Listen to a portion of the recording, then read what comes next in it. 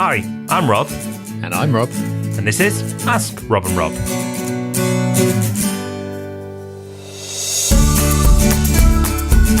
Yes, welcome to Ask Rob and Rob, a show about questions and answers. 2 of each this week, starting with the questions, then the answers. Tends to work better that way, and both of them about property, which is also helpful. So we've got 2 really good questions coming up. Looking forward to diving into those. But first, Rob, give a quick rundown of how people can ask a question of their own. Okay, really simple. You've got 2 options. You can call in on 013 808 00035. That's 013 808 00035. Normal rate supply. Or go to thepropertyhub.net/ask and you can leave your question via your computer or your smartphone. Whichever you prefer, it's super simple. And that's exactly what Justine's done. Hi, Rob and Rob. It's Justine from North Yorkshire.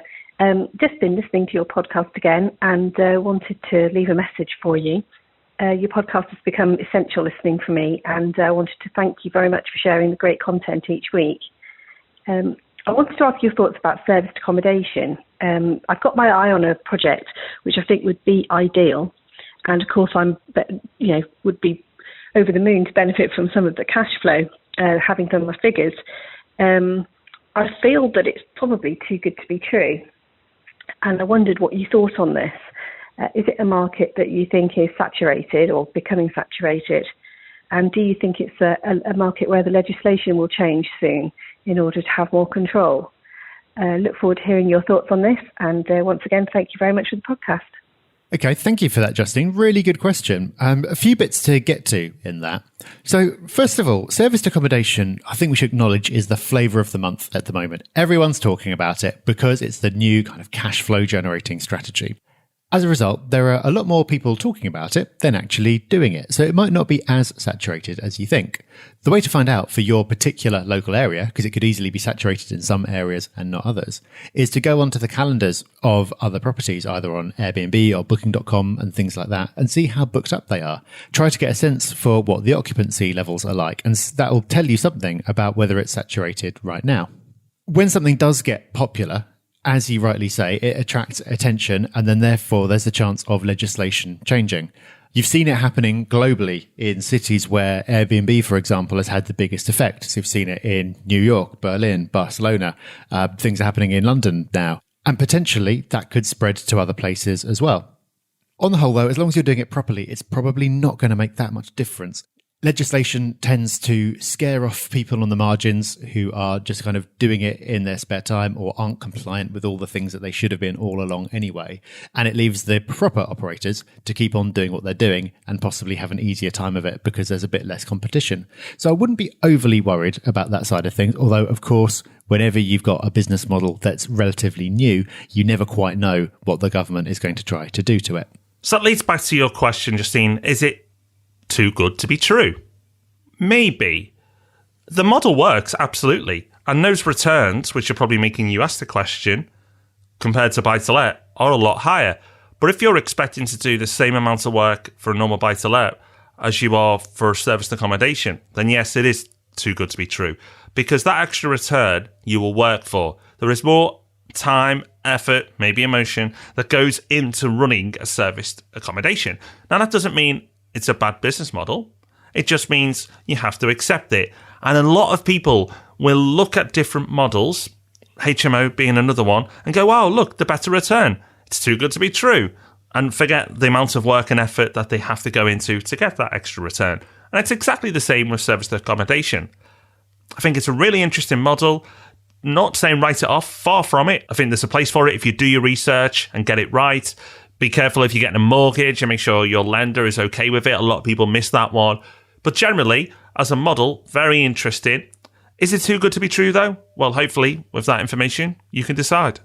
Now, with all the political turmoil we've had over the recent months and years, it's no surprise that we've got a question like this from Peter. Take it away, Peter. Hello, Rob and Rob. My name's Peter. I'm a landlord with 6 properties down in the South Sea in Portsmouth.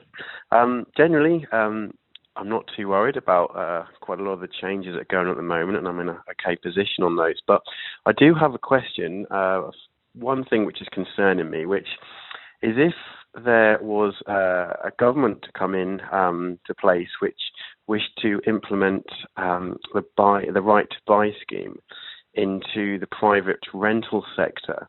I just wanted to get both of your ideas on what would this look like?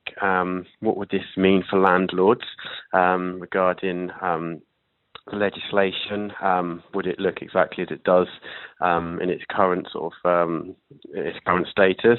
And I guess the ultimate question is really, should landlords be worried if this happens, that they potentially could have their properties taken off them effectively by tenants who wish to buy them without their say-so? In effect, I guess, having their assets taken away from them without being able to do anything about that. So I guess there might be a few other people worried about this with Labour on the up at the moment. But if you can give me a couple of opinions on that, that would be great. Thanks very much. Bye.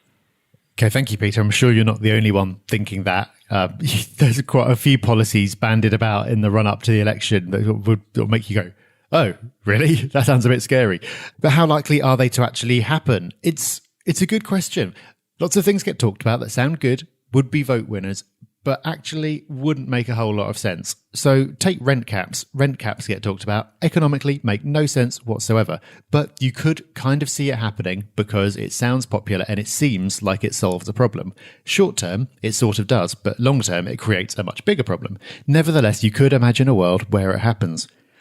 For me, though, right to buy for private tenants just seems a step too far. For anyone who doesn't know, right to buy, which was brought in under Margaret Thatcher for council tenants, is the ability to buy the home that you've been renting at a discount. So the proposal here is that if you are renting from a private landlord and you decide, actually, I'd like to buy this house that I live in, you can get it at a discount and the landlord is forced to sell for less than the property's worth.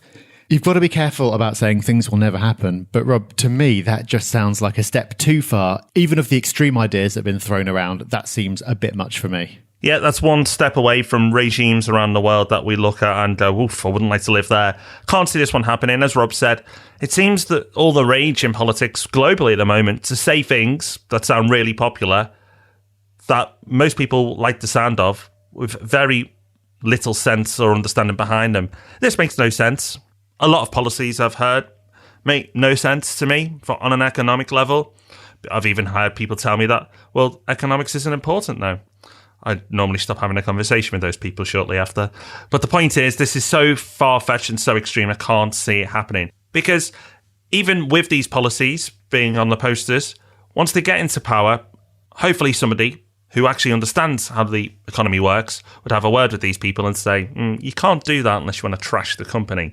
Remember Brexit? A lot of promises then as well. 2 days later, they were all gone. I wouldn't worry too much about this, Peter. Yes, there may be some policies in the future that we may not like if certain parties get in. But this one, even if they do, I can't see this one playing out. It's just too extreme. I'll tell you what is not extreme, though. Saying get yourself over to the Property Hub and check out our free courses. That's pretty mild, actually. That's actually something good you should do. So go and do it. Thepropertyhub.net, we have the podcasts there. We have the forum there, which is super, super popular. Thousands and thousands of people contributing in there, which is absolutely awesome. But we also have free courses. So go to thepropertyhub.net, look at the free courses tab at the top, click on that, and you'll see a range of courses there. We're adding to it all the time, so take advantage of it. Yes, do, but don't get so sucked in that you forget that it's Thursday has rolled around and it's time for the Property Podcast, because we've got another cracker for you coming up then. Until then, though, have fun. We'll see you in a couple of days. Bye-bye. Bye-bye.